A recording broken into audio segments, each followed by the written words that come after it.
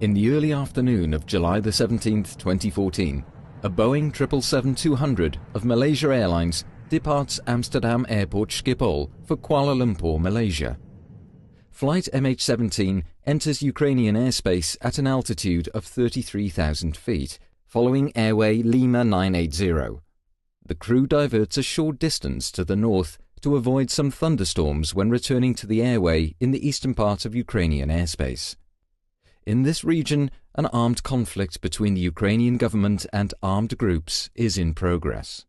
Therefore, lower levels of the airspace are restricted for civil air traffic. Flight MH17 is routed above this restricted airspace to waypoint Romeo November Delta in the Russian Federation. Until that moment, the flight proceeds normally. When flight MH17 is above the eastern part of Ukraine, a Buk surface-to-air missile system fires a missile.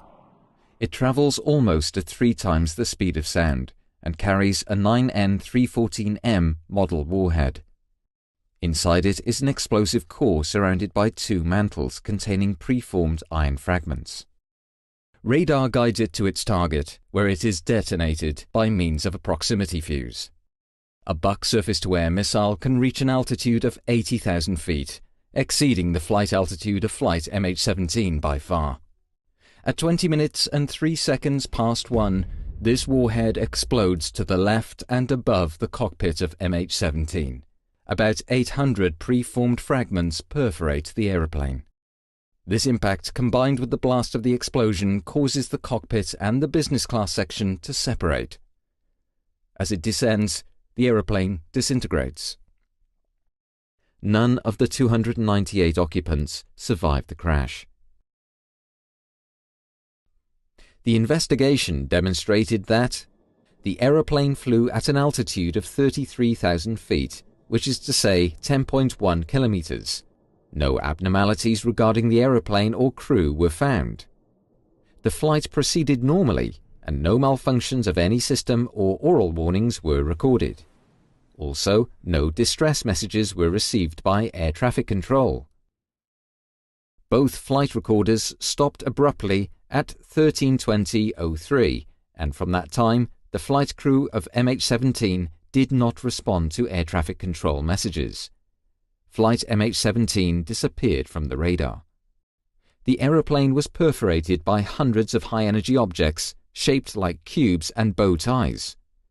Many fragments were found in the bodies of the crew seated in the cockpit. Some of them had a bow tie or cubic shape. The left side of the cockpit area shows a characteristic damage pattern.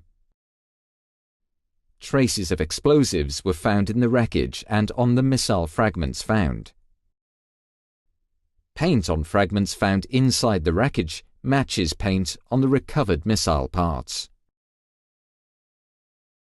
The point of detonation was determined by the spray pattern on the cockpit and by simulations, and was confirmed by the recorded sound peak. The impact and blast resulted in the aeroplane's disintegration. The wreckage of the aeroplane was distributed over 6 different sites, consistent with the way the aeroplane broke up in the air.